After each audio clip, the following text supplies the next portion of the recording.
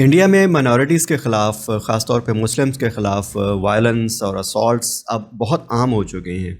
और इसमें ज़्यादातर आप देखेंगे कि बीजेपी की जो पॉलिटिकल सपोर्टर्स हैं वो इन्वॉल्व होते हैं। अभी ये जनवरी 7 जनवरी का वाक़या है।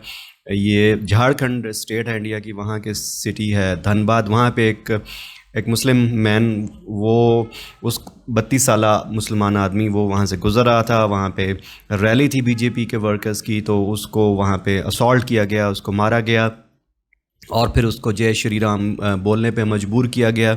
और फिर मोर ह्यूमिलिएटिंग वो जो था कि उसको कहा कि थूको और फिर उस थूक को चाटो। ये उसके साथ हुआ 7 जनवरी को। उस आदमी का नाम ज़ीशान है। और ये वाक़या कह रहे हैं कि जी एक रैली थी जो बीजेपी के वर्कर्स की तरफ से, जो नरेंद्र मोदी का एक जो पंजाब का विज़िट था, उसमें जो सिक्योरिटी लैब्स था उसके ख़िलाफ़ प्रोटेस्ट करने के लिए। और वो जो आदमी था ज़ीशान, वहाँ से प्रोटेस्ट के पास से गुज़र रहा था। याद रहे कि ये इस आदमी को बाइपोलर डिसऑर्डर है, नॉर्मल आदमी नहीं है, इसको साइकोलॉजिकल इश्यूज़ हैं। तो वो वहाँ से रैली के पास से गुज़र रहा था और अलेजिडली, हाँ जी, अलेजिडली बीजेपी के वर्कर्स के मुताबिक ही अब्यूज्ड a बीजेपी लीडर, और he was immediately surrounded by a group of suspected BJP workers who started assaulting him. He was made to squat, spit on the road and lick and chant Jai Shri Ram. ये कोई isolated incident नहीं है। अब इस तरह के वाक़यात India में हर रोज़ हो रहे होते हैं, और मुसलमानों के साथ साथ क्रिश्चियंस भी अब इसका निशाना बन रहे हैं। पिछले दिनों में मैं देख रहा था, एक क्रिश्चियंस को बाइबल को उन्होंने डेसिक्रेट किया हिंदुओं ने इकट्ठे होके। इसके अलावा एक क्रिश्चियन फैमिली के घर में गए और फिर उनको वहाँ पे उनको फोर्स किया कि वो क्रिसमस की सेलिब्रेशन कर रहे थे, उनको रोका गया।